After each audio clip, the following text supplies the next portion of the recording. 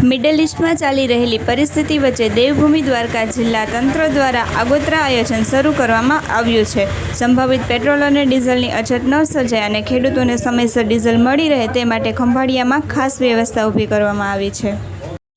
Porbandar highway પર આવેલ મારો પેટ્રોલ પંપ છે. હાલના સમયમાં ખેડૂતોને ડીઝલની વધારે જરૂરત હોય, જેના કારણસર ખેડૂતો હાલમાં મોટી સંખ્યામાં ડીઝલનો જથ્થો લેવા માટે આવી જાય છે, જેના કારણોસર ડીઝલનો જથ્થો જલ્દી ખૂટી જાય છે. હાલમાં મામલતદાર સાહેબના જણાવ્યા મુજબ આ વસ્તુનો ખોટો સંગ્રહ ન થાય, સંગ્રહખોરી ન થાય, તેના માટે ખેડૂતો પાસેથી અમે 7/8 આરસી બુક અને આધાર કાર્ડ એવી વસ્તુઓ જે પ્રૂફ માટે લેવામાં આવે છે, એવું અમને ઉપરથી મામલતદાર સાહેબે જણાવેલ છે. ભાજપના સાંસદ મનસુખ વસાવાએ દારૂ મુદ્દે ગૃહમંત્રીને પત્ર લખવાનો મામલો. આપના ધારાસભ્ય ચેતર વસાવાએ ભાજપ સરકાર પર કર્યા પ્રહાર. મનસુખ વસાવા નેતાઓ, બુટલેગરો અને પોલીસ અધિકારીઓના નામ જાહેર કરે. ચેતર વસાવા: હપ્તા ઉઘરાવતા પોલીસ અધિકારીઓનો વિડીયો સરકારને આપવા છતાં કાર્યવાહી નથી થઈ.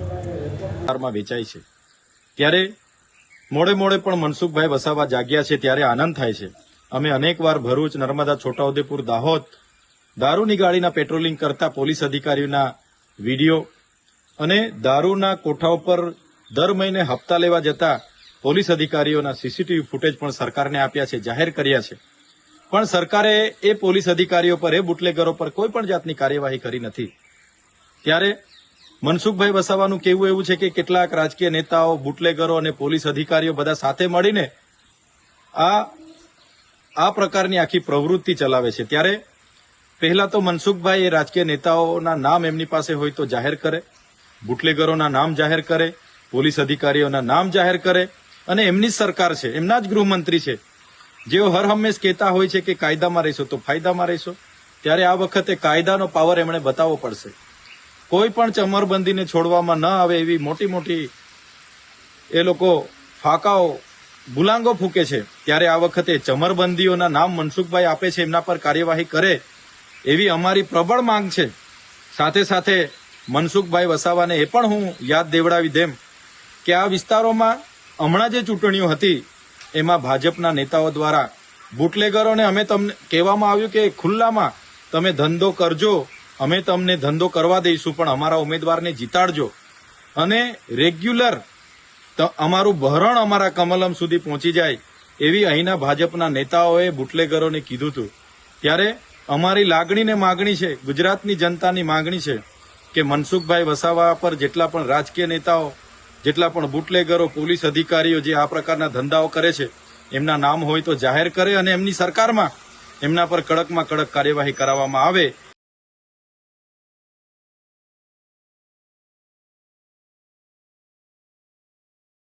ઊંઝામાં વરિયાળીમાં કલરની ભેળસેળ કરતી ફેક્ટરી ઝડપાઈ. ફૂડ સેફ્ટી વિભાગે દરોડા પાડી 3,548 કિલો વરિયાળી અને ભેળસેળ કરવા માટે વપરાતો લીલો એડલ્ટરકટ કલરનો 140 કિલો કલરનો જથ્થો જપ્ત કર્યો. ઊંઝાની ગણપતિ ક્લિનિક ફેક્ટરીમાં કરાતી હતી ભેળસેળ.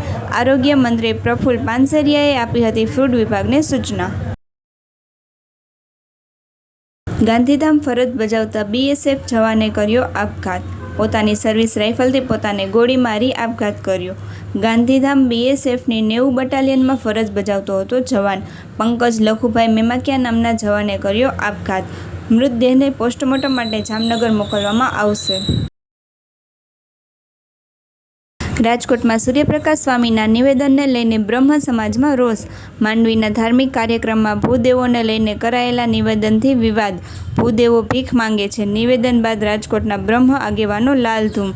ધાર્મિક મંચ પરથી કરાયેલા નિવેદન સામે ભારે વિરોધની ચીમકી. સૂર્યપ્રકાશ સ્વામીના નિવેદન મુદ્દે આગામી સમયમાં વિરોધ પ્રદર્શનની તૈયારી.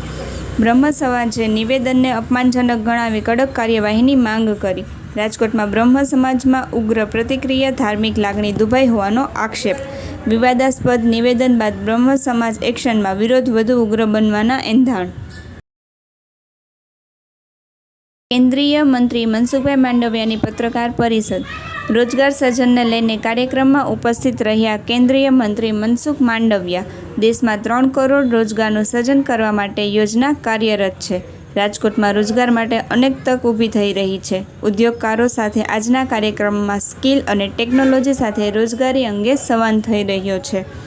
પરપ્રાંતીય મજૂર વતન તરફ જવાના સવાલ અંગે નિવેદન. મનસુખ માંડવિયાએ જણાવ્યું કે દેશભરના યુવાઓએ ખાસ કરીને માઇગ્રેન્ટ વર્ક કરનાર અંગે સરકારની નજર છે. વેસ્ટ એશિયાની સ્થિતિને લઈને આ સ્થિતિ છે. ડીઝલ અને પેટ્રોલ અંગે સવાલનો જવાબ. ખોટું પેનિક ઊભો કરવાની જરૂર નથી. હોર્મુઝ ખાડીની અંદર વિશ્વનું 40% તેલ ફસાયેલું છે. ઈરાન અને અમેરિકા અને વર્તમાન પરિસ્થિતિ વૈશ્વિક કટોકટી સમાન છે. ભારત દરેક પરિસ્થિતિ સામે ચોકસાઈથી આગળ વધી રહ્યું છે.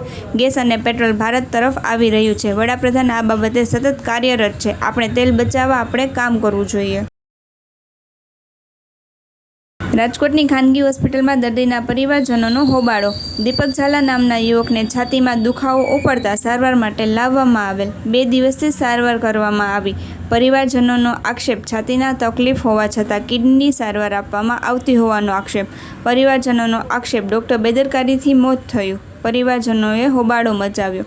ડૉક્ટર સામે કાર્યવાહી નહીં થાય ત્યાં સુધી હોસ્પિટલમાંથી મૃતદેહ સ્વીકારવામાં નહીં આવે. જરૂર પડે તો પરિવારજનો હોસ્પિટલ પર બહાર ધરણા પર બેસી જશે. મારું નામ પ્રકાશ કિશોરભાઈ જારિયા. અમારા ગણપતિ ગ્રુપના એક સભ્ય છે દીપક ઝાલા કરીને, કે 3 દિવસથી અહીંયા સિનર્જી હોસ્પિટલમાં એડમિટ હતો. એને છાતીમાં દુખાવો હતો, એના હિસાબે અમે એને એડમિટ કર્યો હતો. પણ આ લોકો હોસ્પિટલવાળાએ એવું કીધું કે એની કિડનીમાં તકલીફ છે, કિડનીના રિપોર્ટ કરાવો. 3 દિવસ કિડનીના રિપોર્ટ જ કરાવી રહ્યા. આજે વહેલી સવારે 5 વાગે હાર્ટ એટેકથી એનું મૃત્યુ થયું છે. અને આ લોકો એવું કહે છે કે એને એટેક આવી ગયો ને એટલે એનું મૃત્યુ થયું છે. ખરેખર એવું નથી. આ લોકોએ 3 દિવસ બેદરકારી જાળવી છે. બેદરકારીમાં મોટો હાથ ડૉક્ટર કલ્પેશનો છે. અને કલ્પેશ સાહેબે ફોનથી જ ખાલી એ લોકોની સારવાર લીધી છે. છોકરો આઈસીયુમાં 3 દિવસથી હતો. અને ગમે ત્યારે અમે જતા તો એમ કહે છે કે છોકરાને સારું છે. છોકરો એમ કહે છે કે મને છાતીમાં દુખે છે. તો ડૉક્ટરે અત્યાર સુધી કોઈ એની ભાળ લીધી નથી. આ એના બનાવી છે. બરોબર. તમે કેટલા વાગે ગયા હતા એને મુલાકાત કરવા?